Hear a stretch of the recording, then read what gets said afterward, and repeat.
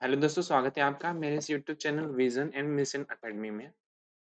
तो मैं आज की क्लास में क्लास 11th का मैथमेटिक्स का एनसीईआरटी का एक्सरसाइज 1.1 पढ़ाने वाला हूँ। एक्सरसाइज 1.1 कराने से पहले मैं आपको उसकी कुछ थ्योरीज के बारे में बताऊंगा कि सेट का मैथमेटिक्स में यूज़ क्या है और कैसे हम उसको उपयोग में लाते हैं।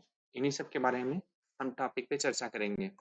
तो यहाँ पे देखिए NCERT NCERT mathematics class class 11th का चैप्टर नंबर 1 और एक्सरसाइज 1.1 को सॉल्व करवाएंगे। उससे पहले हम कुछ थ्योरीज के बारे में बताएंगे। तो ये सेट और सेट को समुच्चय समुच्चय मतलब नहीं, उसका ग्रुप मतलब क्या है, उसको कैसे हम यूज करते हैं। Introduction of sets in mathematics.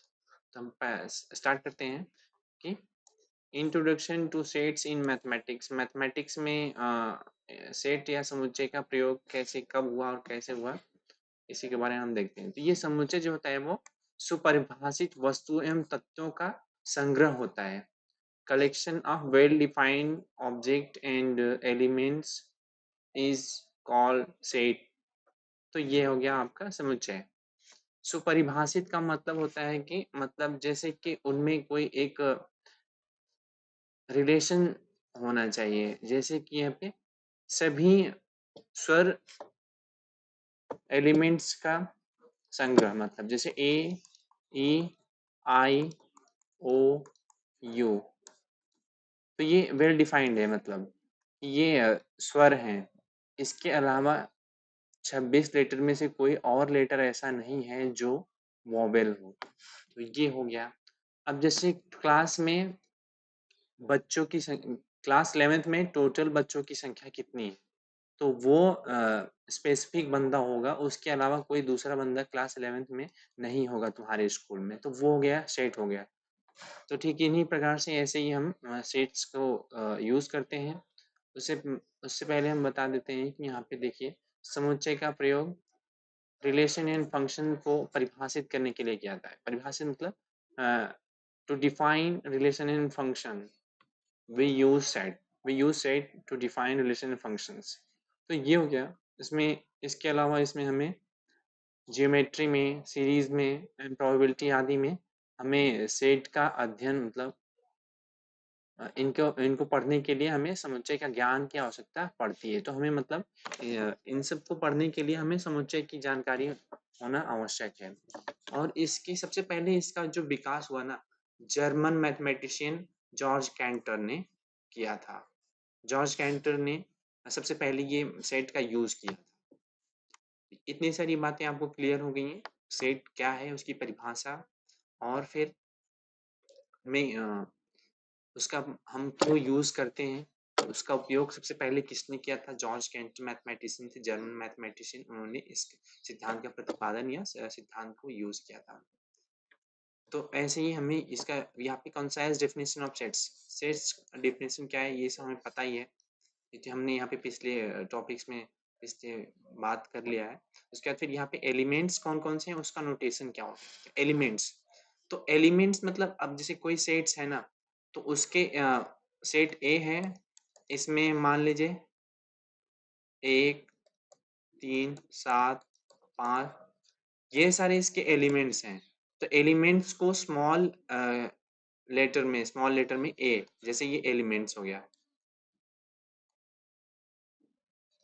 ये एलिमेंट्स है। और फिर अगर हम यहाँ पे कैपिटल में दिखाते हैं तो इसको सेट्स को दिखाते हैं। सेट जो सेट होता है, जो समुच्चय होता है, उसे कैपिटल लेटर में दिखाते हैं और उसके एलिमेंट को ए से दिखाते हैं। अगर अब यहाँ पे उसका एलिमेंट उसका उससे मतलब सेट के अंतर्गत आता है या नहीं आता है, तो इसे ए एप्सिलॉन ए।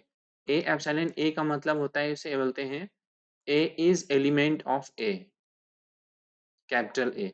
तो इसमें पता चलता है कि स्मॉल ए कैपिटल ए का एलिमेंट है। इसको कई तरह से दिखा सकते हैं। प्राकृतिक संख्याओं को समुच्चय, इसके बहुत सारे उदाहरण से। तो यहाँ पे पूर्णांक हो गया, रेशनल नंबर्स हो गए, real numbers, positive integers, positive rational number और पॉजिटिव रियल नंबर।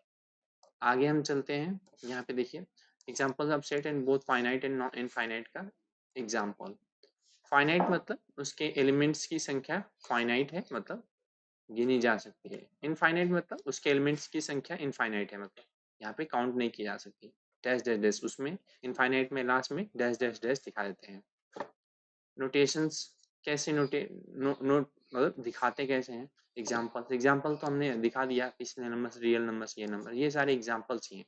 अगर ये वर्णमाला के सभी स्वरों का समुच्चय, अगर सभी स्वरों का समुच्चय देखना है तो यहाँ पे ये set A E I O you 42 के विभाजित करने वाले सभी प्राकृतिक संख्याओं का समुच्चय। तो 42 को कौन कौन सी संख्या विभाजित करती है, 1 2 3 6 7, ये सारी संख्याएं विभाजित है। ये सारे एग्जाम्पल्स हैं। हाँ, यहाँ पे देखिए ये दोनों फाइनाइट के एग्जाम्पल्स हैं और ये इनफाइनाइट सेट का एग्जाम्पल्स है। ये सारी बातें आपको पता चल गई होंगी। चलिए हम और आगे देखते हैं इसके सेट्स की रिप्रेजेंटेशन या नोटेशन के कितने टाइप्स हैं। दो प्रकार के सेट को हम दिखा सकते हैं, roster method, roster notation and set builder notation. Roster notation में क्या करते हैं, यहाँ पे ये देखिए ये सारे रोस्टर नोटेशंस हैं। इसमें क्या करते हैं, सारे एलिमेंट्स को दिखाते हैं, एक एक एलिमेंट्स को लिख के ये मजला ब्रैकेट में दिखा देते हैं।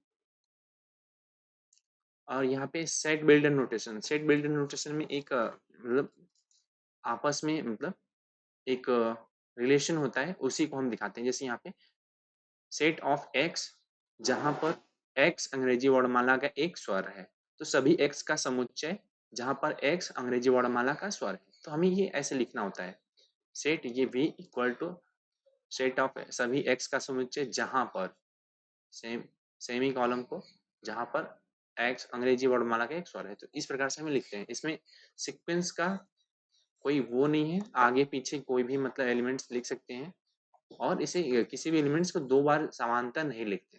तो ये हो गया सेट बिल्डर नोटेशन और रोस्टर मेथड। रोस्टर मेथड में सारे एलिमेंट्स को लिखते हैं। रोस्टर मेथड्स में यहाँ पे सीक्वेंस की जरूरी नहीं होता है और इसे दो बार नहीं लिखते हैं किसी भी एलिमेंट को। सेट बिल्डर नोटेशन में एक रिलेशन होता है, रिलेशन को दिखाते हैं।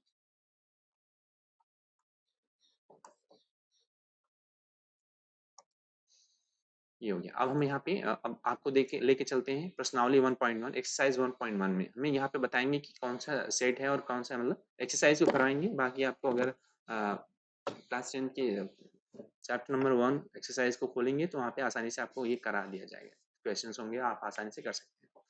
कोई प्रॉब्लम होगी तो फिर से कमेंट में जरूर बताएं, हम उसे सॉल्व करके दिखा देंगे। यहाँ पे देखिए निम्नलिखित में से कौन से समुच्चय हैं, अपने उत्तर का औचित्य बताइए। जे अक्षर से प्रारंभ होने वाले वर्ष के सभी महीनों का संग्रह, तो जून जुलाई और जनवरी। तो यहाँ ये एक तरह से समुच्चय है क्योंकि तीन ही एलिमेंट्स हैं और वो वेल डिफाइंड है। भारत के 10 सबसे अधिक प्रतिभाशाली लेखकों का संग्रह। तो प्रतिभाशाली लेखकों का संग्रह करना है तो इसमें से मेरी नज़र में कोई 10 अलग प्रतिभाशाली होंगे और दो किसी और की नज़र में अलग प्रतिभाशाली, तो वो समुच्चय नहीं है। ठीक इसी प्रकार से विश्व के सर्वश्रेष्ठ 11 बल्लेबाजों का संग्रह, ये भी समुच्चय नहीं है। यहाँ पे ये देखिए जो क्रॉस का निशान लगा है वो समुच्चय नहीं है, और जिसमें क्रॉस का निशान नहीं लगा है वो टिक का निशान लगा है वो समुच्चय है। यहाँ पे क्वेश्चन नंबर सेकंड को देखते हैं। इसमें ये कौन सा एलिमेंट है, इसमें जो जो एलिमेंट है वही यहाँ पे एप्सिलॉन लगाएंगे और जो एलिमेंट नहीं है उसको एप्सिलॉन नॉट लगा देंगे। ये आपको पता ही है, इतना टफ नहीं है। क्वेश्चन नंबर थर्ड, निम्न के समुच्चय को रोस्टर रूप में लिखिए। रोस्टर रूप में क्या करते हैं, सारे एलिमेंट्स को लिखते हैं। तो यहाँ पे रोस्टर फॉर्म में हम लिखते हैं। तो एक्स एक पूर्णांक है और -3 से यहाँ पे मजला ब्रैकेट में -2 -1 0।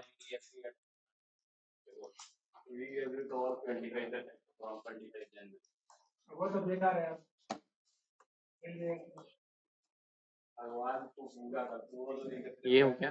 अब यहाँ पे इसको देखिए, संख्या 6 से कम एक प्राकृतिक संख्या है। 6 से कम प्राकृतिक संख्या है तो 1 2 3 4 5 से कम तो कम प्राकृतिक संख्या तो 6 नहीं होगी, 5 तक ही होगा।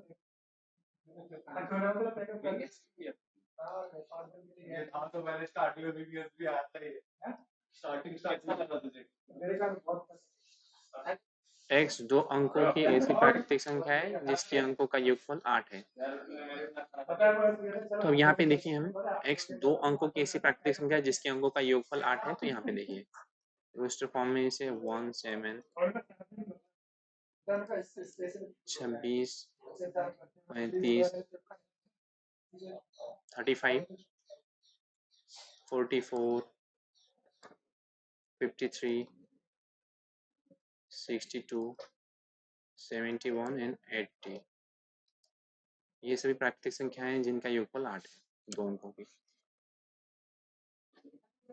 डी x एक अभाज्य संख्या है जो संख्या 60 की भाजक है। तो यहाँ पे क्या करेंगे 60 का एलसीएम निकालेंगे 2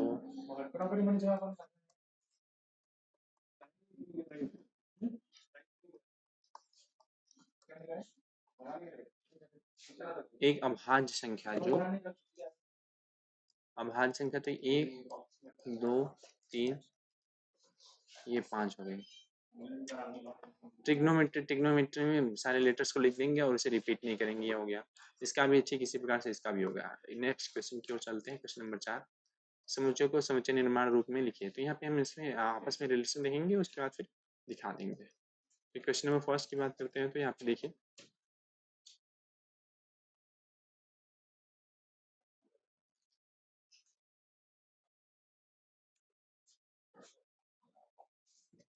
इसको ऐसे समुच्चय निर्माण विधि में मान लीजिए यहाँ पे a belongs to 3x such that x is element of natural number और x की वैल्यू कितनी है 1 2 4 1 2 4। ठीक इसी प्रकार से दूसरे को करते हैं। इसमें क्या रिलेशन है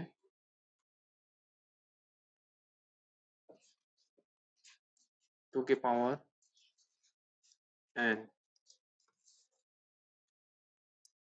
x belongs to natural number और n कहाँ से कहाँ तक बिलोंग करता है अरे अपनी कब से कब तक जमा हमारे एक से हाँ अपनी कब से कब तक जमा 1 साल से मेरा नहीं जमा है। हाँ भाई बोल तो मत कम करना।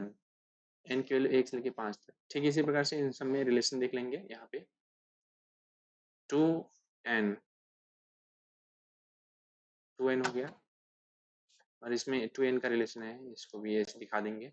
और ठीक है 1n स्क्वायर 1 to 10 ठीक इसी प्रकार इसको दिखा देंगे। ये सारे क्वेश्चंस हो गए।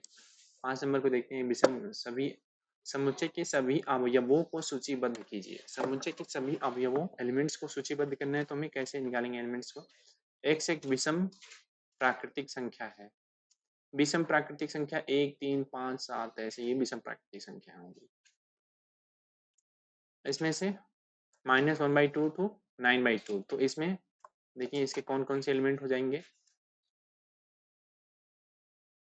यहाँ पे 0 हो जाएगा -1/2 पूर्णांक है 0 1 2 3 4।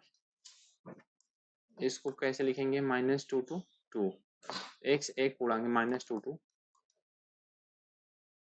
1 -1 0 1 2।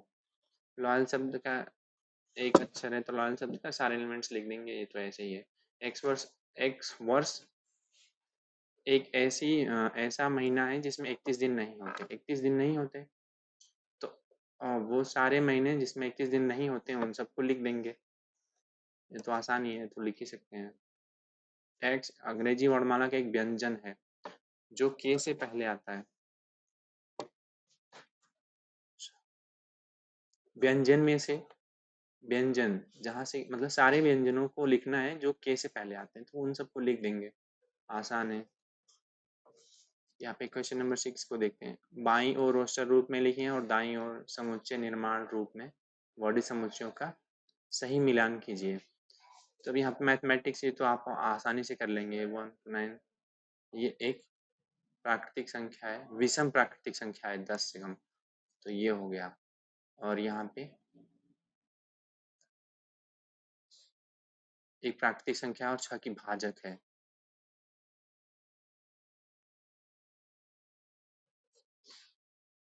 ये हो गया।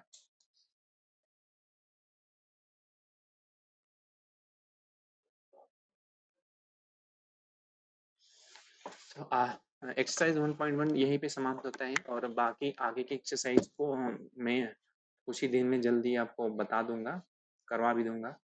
तो तब तक के लिए धन्यवाद। अगर वीडियो अच्छा लगा हो तो लाइक, सब्सक्राइब एंड शेयर जरूर करें।